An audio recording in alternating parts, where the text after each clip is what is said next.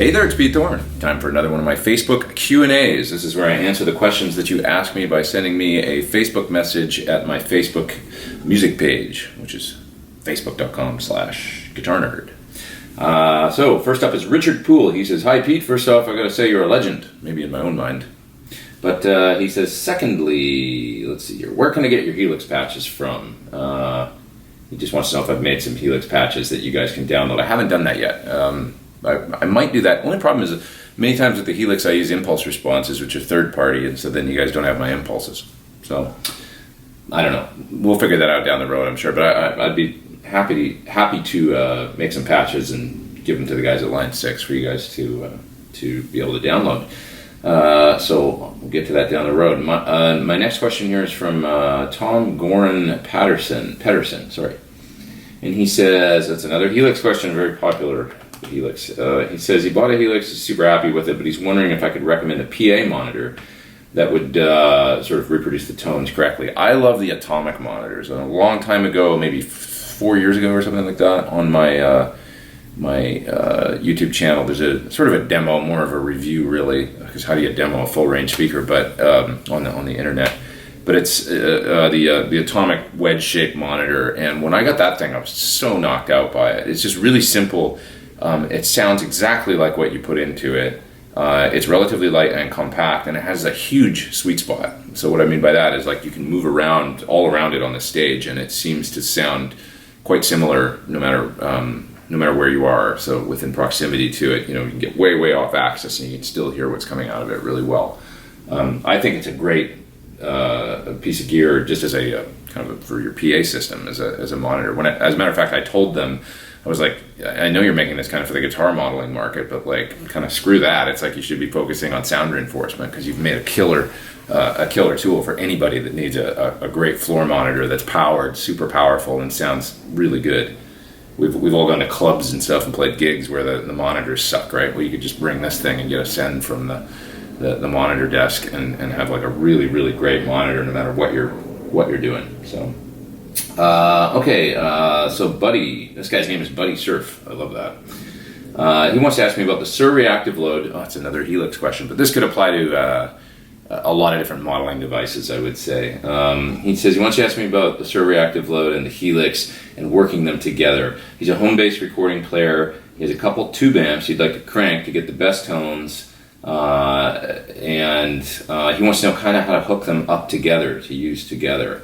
Along with his recording interface. So Helix, a reactive load, and recording interface, and be able to kind of combine that all. I think he says, he wants to be able to run impulse responses for speaker simulation inside the Helix. Okay, so what you do is basically like this. You could come out of your guitar into the Helix, and then you can have some pedal or stomp type effects lined up there in the Helix if you want to, like drives and fuzzes and stuff like that, or a wah. What you're going to do then is you're going to come out of an effects send on the Helix, and you're going to run that out to the front end of your amplifier. Then you're going to take the speaker output of your amplifier, and you're going to run that to the reactive load, Sur reactive load box, and that'll safely load down your amp. Now what you want to do is you want to take the line output of the reactive load, and you're going to run it back into the effects return of the loop that you're using in the Helix. So effects send to the front end of the amp, through the reactive load, out the speaker output of the amp, you go to the load box, it loads the amp down, line out of the load box into the effects return on the Helix.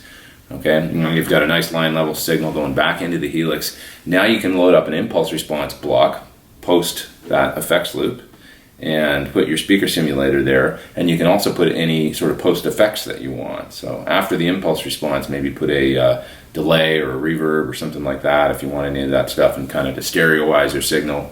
Then you're going to come out of the main outputs on the Helix, and you're going to go to your recording interface. And there you go. You got kind of sort of a 4-cable method type situation going, so you can run effects in front of your amp. You can also run some post effects, get some stereo going, get your speaker sim going. You're utilizing all that stuff as it should be used. I will say this: you should use some sort of lift on the send coming out of the Helix going to the front end of your amplifier. Okay, so what do I mean by that? Well, you need to isolate. You need to you're going to get a ground loop. Okay, so you can use a device from Palmer. there's a whole bunch of different ways to do this actually, but kind of just be aware that you need to transform or isolate the send coming out of the Helix before it hits the front end of your amp, before you do the rest of the shebang, or you're gonna, the computer turned off. Oh, lost battery there. There we go. Okay, back in business. Yeah, so hopefully that makes sense. Okay, Alex McHiggins. He's from London, England. He's 21, and he's coming straight out of university. Oh, good luck to you. I wish you the best. Crazy world we live in these days. He says he studied for 3 years doing popular music performance, and he'd love some advice on becoming a full-time guitarist, like tips on learning songs. And then he has one more question. Well, so coming right out of school and on learning songs and stuff like that, I mean, it's never been easier with YouTube and all that. You can look up how to play just about any song. There'll be a lesson where it's some guy showing you how to play, like the ones I did for, a whole bunch of different songs. And also, I would say with phrase trainers these days, like either Riff Station or Transcribe, or the phrase trainers that you can load a WAV file or an MP3 in, slow things down, loop sections and all that.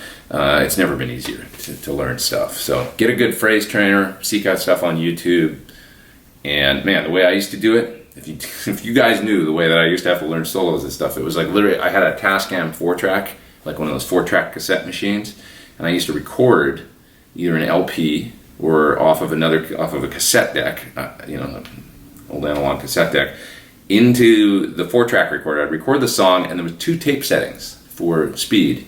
There was 3 3/4 and 1 7/8 or something like that you could run the Porta Studio at. And so I'd record it at high speed on the cassette and then slow it down to 1 7/8. Everything can be an octave down, be exactly like half speed, and I could learn solos and stuff that way off that stupid little Porta Studio cassette. It worked, but compared to now, when you can slow things down as much as you want instantly without changing the pitch, it's so much better now. That's the way how I learned so many different solos and stuff like that. It was like that.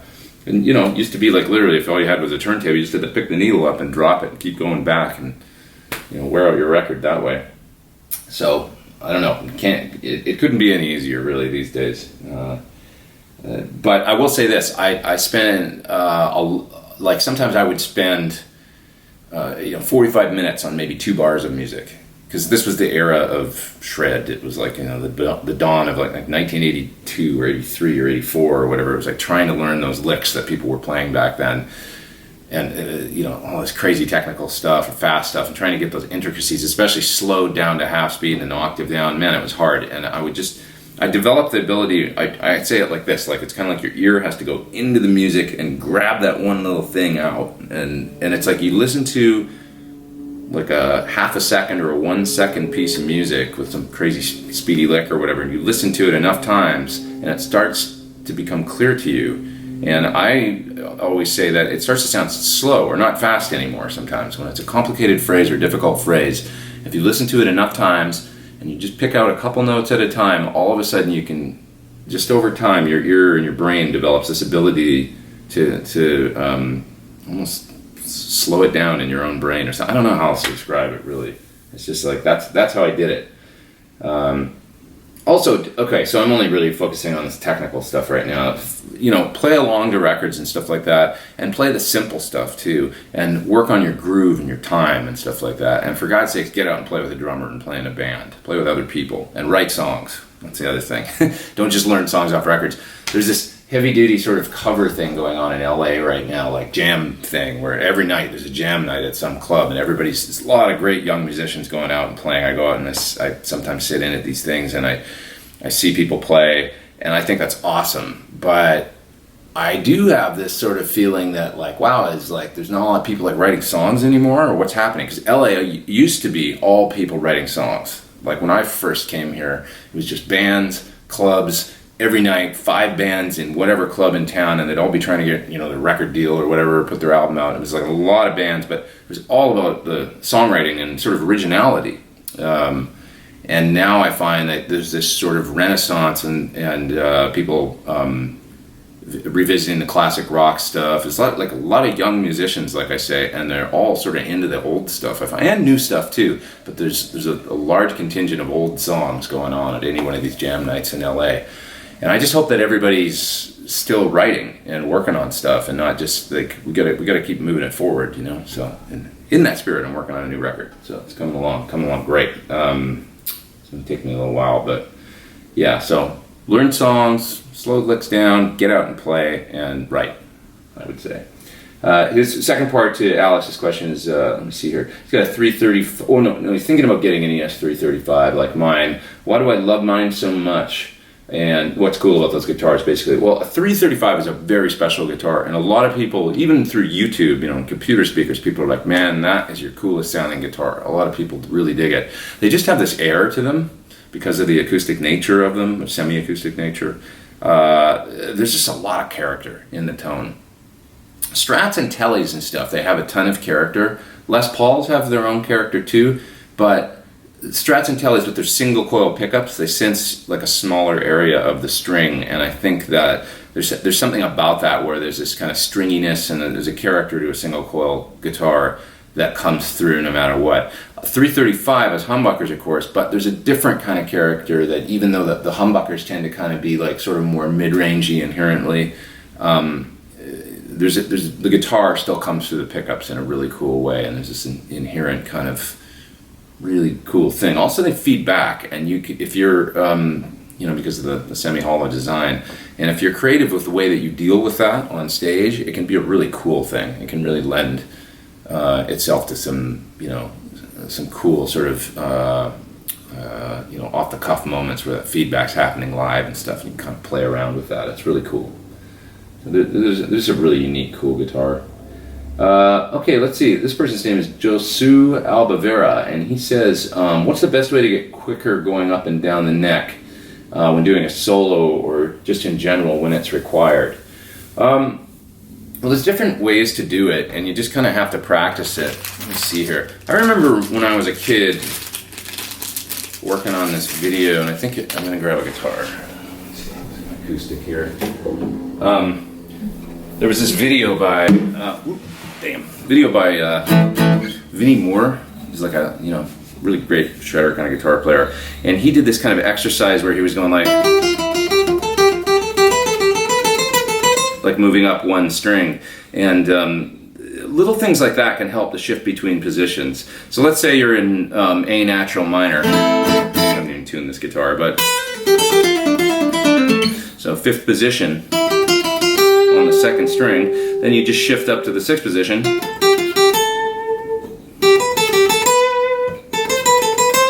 Right now I'm up here.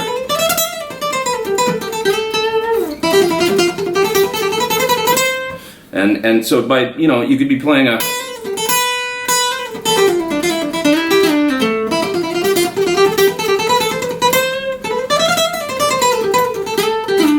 now, just coming up with some kind of like little sequence or something like that can be really handy, and little three note per string sort of sequence moving up one string. I also do this kind of thing. So that lick, let me see, giving you guys a little guitar lesson here too.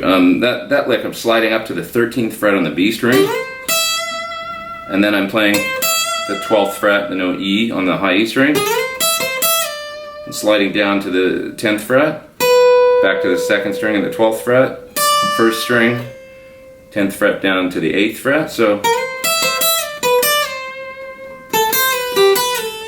that kind of thing. And you could even go back up again. That kind of thing.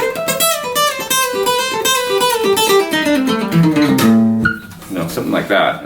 That's a couple ideas for moving between positions. Hopefully that's helpful. Okay, what do we got next? Let's see. Jeff Parsons, he says, his question is, can I ever see a time where units such as the Helix are good enough? So many Helix questions, this is hilarious. And it isn't worth the effort to use traditional gear, considering all the work that goes into connecting, maintaining, and swapping the pieces in and out. Well, arguably, okay, I love amps, and I use amps all the time, and given the choice on tour and stuff, there's no substitute Here's the thing, there's no substitute for moving air and having your guitar cabinet there and interacting with the room and the stage and being able to get feedback and all that stuff. That is a whole thing that, you know, Hendrix wouldn't have been able to make the music he made, and or Van Halen, or, you know, any of these people that we love, classic guitar players. You couldn't do that stuff without a tube amp and being physically close to the amp. It's like the amp's a part of the chain. An amp's a part of, you know, it's like you're playing the amp as much as you are the guitar, when you've got the feedback and all that stuff, and it's inspiring you to play because of the tone in the room. So with the advent of all these new devices, yes, they totally serve a purpose and they're great, but you're eliminating all that cool stuff. So no, I don't see a time where it's ever completely, you know, not going to happen. Like the tube amp thing, or you know, just a physical guitar amp. Even if you've got like a floor wedge in the full range sort of situation that we were talking about earlier with the atomic wedge, that's great too, but it doesn't respond quite the same way that a tube amp does. It's just physically a different way of, you know, moving sound and stuff, so it's not quite the same. For some gigs, it's totally the right call. If you got to go run across town and do a quick session or whatever, you know, my Kemper has become a great tool. You know, there's the Axe Effects, the Helix pedal board I have sitting right here at my feet. They are awesome tools for getting us, you know, doing a certain thing. Because sometimes you don't need that thing I was talking about, the interaction with the amp and all that. Sometimes you're just doing a pop session and playing some clean guitar or something, or laying down some quick distorted power chords, at which point it sort of becomes somewhat irrelevant. But, you know, when you really want to get inspired and are trying to make true art and stuff like that, I mean, that's why I've got the PT100 amp. It's like, I don't know. There's a time and place for everything, and I think it would be a sad, sad day if all we had was digital modeling and no tube amps and no volume on stage anymore. And that's the other thing, is like the elimination of cabinets on stage and that kind of thing. I get it in one sense. You know, it's a certain way to make music. It's a certain thing. Sound guys love it. It's very clean and all that. But come on, Led Zeppelin, The Who. Like, what originally got us into all this stuff was, you know, it was power and, you know, organic, you know, the guitar interacting with the amp and feedback and all that stuff. So it's like, let's not get rid of all that, you know. I can't see that being gone. Nice to have these new tools. It's just another tool. Let's consider it, you know, another tool in the toolbox, and let's not diminish like the power of rock, if you know what I'm talking about. Okay, let's see here. Peter Mancuso, he says, okay, so pedal boards and buffers. He's in the process of slowly building and acquiring a fairly big pedal board. Do you need a buffer? He's thinking specifically of the Empress buffer, or is he better getting a looper, or do you need both? Well, it's kind of you can't, like a looper's not going to help you with your buffering issues. So, unless it's like got a buffer built in, of course, but, so looping pedals are really fun. I've been using the Ditto looper a lot, and the Helix also has a really killer looper in it. And it's really fun to be able to just loop things and play over them, or, you know, within a musical context live, being able to set up some sort of ambient loop and then play on top of it. Really, really fun. So it's up to you whether or not you want to have that option. But as far as buffers go, buffers are an absolute necessity on a pedal board as far as I'm concerned, because once you start stringing you know, all your effects together in it, you're going to end up with capacitance. All the cables, all the internal circuitry on the pedals, the cable going from your guitar to the pedal board and from the pedal board to the amp, all of that stuff, you're losing basically top end to some degree with all of that. And so the buffer allows you to alleviate that. And the other thing is that a lot of you're dealing with the output impedance of certain pedals that is some, you know, every pedal is a little bit of a crapshoot as far as the way it's designed, and the output impedance of a certain pedal might be not right to drive a long cable length all the way to your amp. So in my mind, what you're best off doing is having a nice buffer as close as possible to the beginning of your pedal board. Okay, by the way, John Suhr recommends get the cable that sounds best to you plugged into your amp. The length and the brand of cable. So if it's 15 feet or 20 feet or whatever, try it out in your amp. Say, okay, I dig this cable. Now plug that into your pedal board and then put a buffer as soon as possible after that cable. You're still going to have the capacitance build up and the sort of tonal shift that can be pleasing that certain cable will give you. And then after that, you want to put a buffer as soon as possible. And then you're going to preserve the tone of whatever you got going with that cable, and you're going to eliminate whatever other capacitance you get from more cables and connections and stuff like that, and build up down the stream from that cable. Okay, so buffer after your favorite cable, and if you've got a fuzz pedal or a vibe pedal or something else on your pedal board that really wants to be connected directly to your guitar, put the buffer after that. Okay, so now you got a buffer close to the beginning, possibly after a fuzz or something like that. If you don't have a fuzz, you can maybe put it first pedal in line, and then at the end of your pedal chain, before the signal goes out and hits the amp again, I would recommend another buffer. That's kind of how I recommend doing it. One at the beginning, one at the end, and then you're covered. Okay, let's see here. This is the last question for today. Seaton Munson. He's got two questions, really. He wants to get a set of thornbuckers for his Les Paul. Those are my humbuckers that are made in conjunction with Sir, the nice folks at Sir. He's curious if I think it's a better decision to get the Plus model or the standard bridge model. I really am digging the Plus model these days. I love the standard bridge model too. It's great. I would say if you're into playing blues and country and roots music, lower gain kind of stuff, you could stick with the originals and be fine. If you want a little bit more drive for your leads, and I mean it's subtle, like the difference in output is we just wound it up a little bit hotter to the point where it was giving a bit more mids and a little bit more compression and that kind of thing with the Plus model. But I really dig it these days. I do. So I would, pick whatever. You're going to notice a little bit more openness, I would say, with the original one. But they're really close. So just ask yourself what kind of music you play, and if you need to do hard rock and solos, maybe go for the Plus model in that case. If you're a little bit more on the cleaner side and you're more concerned with that open thing and as dirty as you ever get is maybe Billy Gibbons or Jimmy Page, you're going to be just fine with the original one. Second question, kind of a broad question, but you say you've been stuck in a rut as far as playing goes recently. I'm curious what my advice is if I'm in a similar place. Well, all I got to do really to get out of a rut is look at YouTube. Look at a guy like Mateus Asado. By the way, we've got Tim and Pete's Guitar Show coming with Mateus. We had a little delay in editing it. It's going to be coming in like 2 weeks, so it should. I'm sorry for that. Should have been done a long time ago, but we'll get it done as soon as we can.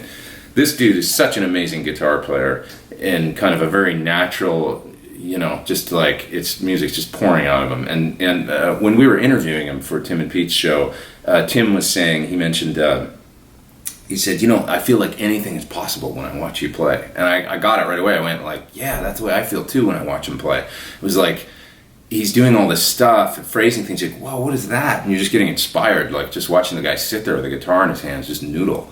The way he slides, the way he vibratos, it's just exciting. So I'm seeing more and more of these types of players on YouTube all the time, and it doesn't take long to find these guys. Mateus also has a course on Jam Track Central, by the way, or at least a few. I think he's got a 20 licks one, and a couple different. If you go to jamtrackcentral.com, if you're in a rut, just go to jamtrackcentral.com in general and look at all the players there and all the different lessons and stuff. God, there's enough to work on there for a long time. And I sort of like the informal thing about Jam Track Central, where it's sort of like sitting down with your favorite player and like, hey, show me that cool lick. It's not too like, an intensive course with so-and-so or anything like that. It's a little bit more like, hey, you can go there and for $5 you can download like a cool course and there'll be this incredible guitar player that's going to show you 20 of his favorite licks. It's very sort of, how can you lose? It's a really cool thing. So yeah, I would say check out Mateus if you're in a rut, or if you're more of a metal person or something like that. Andy James or one of these incredible players that is really inspiring. Okay, well I think that's it for this week. Hey, thanks for joining me again. Hit subscribe if you haven't. Come back and see me for more videos real soon. I hope this was helpful. I am Pete Thorn. Take care.